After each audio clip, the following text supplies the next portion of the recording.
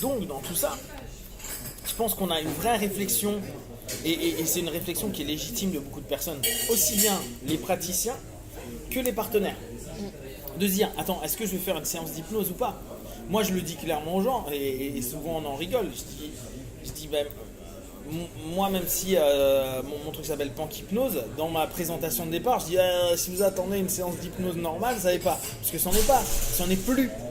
Ça va inclure, pour moi, et ce que je disais la semaine dernière au papotage, ce qui est intéressant, c'est que pour nous, on devient des spécialistes des trans. Mais dès lors, c'est aussi des trans qui sont des trans du quotidien, des trans de colère, des trans d'émotion, des trans de peur. Là, je suis dans les émotions. Des trans d'accompagnement, des trans de sport, des trans de motivation. Mais on n'est plus dans la trans hypnotique nécessairement. Voire même, elle va être secondaire parce que beaucoup de personnes vont passer sur une phase conversationnelle qui est très très bien, mais qui utilise en fait pas réellement l'hypnose, qui utilise des concepts de l'hypnose qu'on utilise, qu'on manie, avec d'autres choses. La question va ramener à de l'analyse, du questionnement, une émergence de conscience, etc. etc. Mais on n'est plus réellement dans l'hypnose. Donc, c'est légitime que le praticien se pose cette question-là. Moi, à chaque fois que je vais fais des stages en mode 10 jours et hypnose directive, ou je vais en séminaire, j'ai une envie profonde de faire de l'hypnose simple. D'ailleurs, cette année, c'est ce que je fais. Je fais en fait hypnosophie, questionsophie. Donc psychothérapie des trans, psychopratique des trans.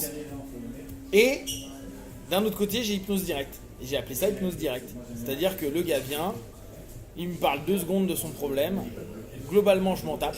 Enfin, tu vois, je m'en fous de ce qu'il va me dire à côté. C'est ok, dors, blablabla, fais, vis, répète, 35, 40 minutes, et ça lui revoir. C'est très intéressant. Et j'ai à chaque fois cette notion-là, quand je vais voir les Américains, il y a cette notion-là qui revient. Où je me dis, ah ouais, j'aime bien aussi, il y a cette notion en toute puissance absolue. Alors là, c'est là où aussi il faut reprendre, il faut accepter. Et on revient aussi, si on admet que l'hypnose n'est que induction, suggestion, on est tout puissant. Donc dans notre toute puissance, on peut faire plein d'erreurs. Enfin, en gros, ça peut marcher, ça peut ne pas marcher, ça peut aller vers d'autres sens qui n'étaient pas prévus au départ, etc., etc. Mais ça nous réimplique, nous en tant que praticiens, pleinement. Et ça nous re-responsabilise pleinement, à savoir que un des cheminements qui a changé Erickson à l'époque, c'était de dire qu'il inclut le partenaire comme actif dans la session. Avant lui, c'était pas le cas. Et si on prend la logique de l'hypnose de base, c'est normal. Et le partenaire, mais quoi, ce que moi maintenant j'appelle un partenaire, le client est client. Il est passif. Et on revient à toutes ces croyances collectives qu'on se tue à combattre en pré-talk ou pré-hypnose chez certains. Mais alors qu'en fait, ils ont raison. Si on reprend l'hypnose basique, basée à l'hypnose classique qui veut dire celle qu'on a initialement, eh ben, ils ont raison. C'est nous, praticiens, qui avons tort. C'est nous, praticiens, qui, dans ce qu'on fait aujourd'hui, ericksonien, hellmanien, kainien, blablatien, on n'est plus dans l'hypnose. On est dans un accompagnement avec les trans potentiellement hypnotiques. Donc, si nous, on n'est déjà pas clair, nos partenaires, c'est pas clair non plus. Et eux, ils sont dans une attente où on dit oui, mais l'hypnose de scène n'est pas l'hypnose de cabinet. Moi, pendant des années, j'ai dit ça. Mais si là, je suis congruent avec ce que j'explique maintenant, eh ben si.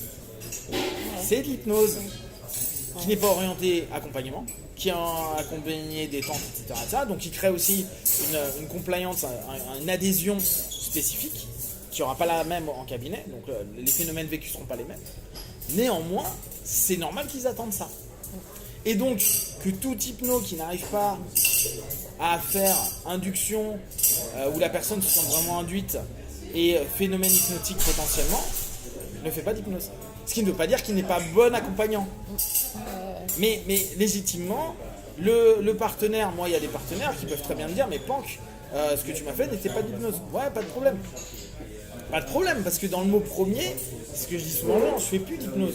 Moi j'utilise exploite les trans. Mais quand je décide de faire hypnose directe, celle que j'appelle hypnose directe, bah, là mon but c'est quand même qu'ils aient cette sensation-là, que ça soit marqué. Et je reviens à ce que disait Banyan il y a quelques mois, où lui, sa première séance, c'est 1h30 à 2 heures de préto qui est surtout expérience hypnotique réelle, c'est-à-dire phénomène hypnotique avec les niveaux de Aaron, donc catalepsie mineure, catalepsie majeure, blocage, oubli, analgésie et hallucination. Basta, il passe 1h, 1h30 à ça. Tellement cohérent. C'est pour ça que les Américains et les Français là-dessus, on n'est pas sur la même chose. Parce que nous, on avait l'école de Nancy, on avait l'école de Paris au départ. Puis après, ça s'est un petit peu oublié. Heureusement que jamais été là. Mais ça s'est un peu oublié. On a surtout on est retourné dessus beaucoup avec Milton.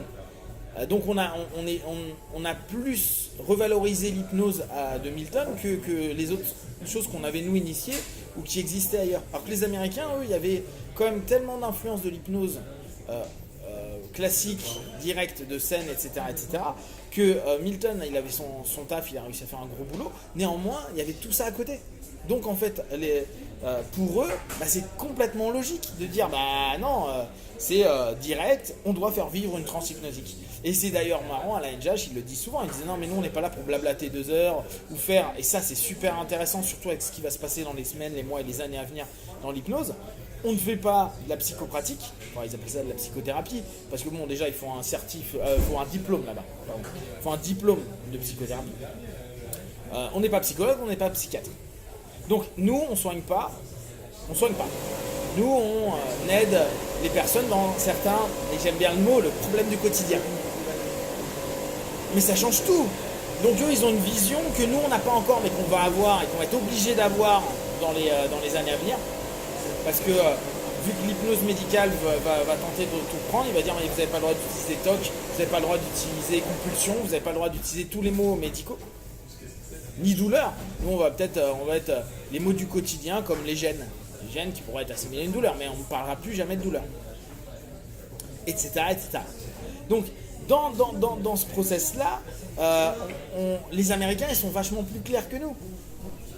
Nous on est dans un questionnement où en gros, on a le questionnement de ce que eux, qui a une valeur, parce que on est né, le groupe actuel et l'hypnose actuelle est né de l'hypnose ericksonienne, puis après il y a eu l'hypnose de Godin, donc ce qu'on appelle nouvelle hypnose, et l'hypnose de Godin était vachement basée sur celle de Rossi, et hier Jimmy m'a envoyé un article de Megley il y a quelques années, qui disait mais Rossi il voulait tellement pas d'autoritarisme dans l'hypnose qu'il a retravaillé les discours de Erickson pour absolument montrer que c'était quelque chose de bienveillant et de permissif, alors que c'est absolument pas une réalité. On le voit bien quand on regarde les vidéos d'Erickson.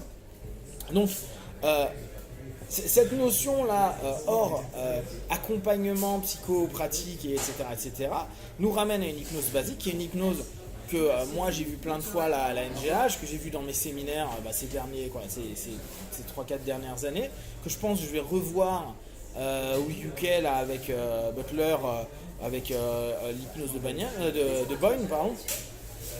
Quand tu commences à te dire bah oui, bah alors dans ce cas-là, easy, hypnose égale tac, mise en transe, suggestion. Basta.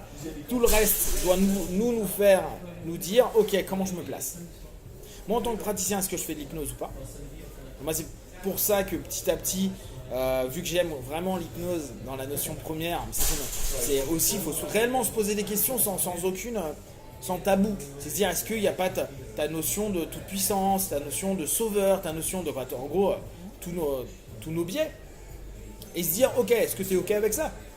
Parce que moi, reprendre en hypnose directe, qui est plutôt même de hypnose directive, bah bien sûr que c'est une notion où je me place en puissance, je me place en posture très haute. Et en plus, l'autre qui est dans le besoin, il est en posture basse automatiquement. Mais il faut l'assumer, il ne faut pas dire après, ouais mais non, mais moi je suis en posture basse. Non, j'assume mon truc. Et peut-être que beaucoup aujourd'hui, avec ce qu'on nous a brainwashé, on nous a complètement lavé le cerveau avec ça, à dire non mais soyez en posture basse en hypnose, c'est faux. Tu vois, va falloir réassumer ça. Et c'est pas toujours simple, c'est comme toi en tant que kiné, t'as une posture haute. L'autre, il s'est bléqué, t'as le savoir et tu connais les exos qui devraient fonctionner, donc t'as plein pouvoir. Mais nous, on doit réassumer ça. Sauf que dans la notion psychique, c'est toujours mal vu.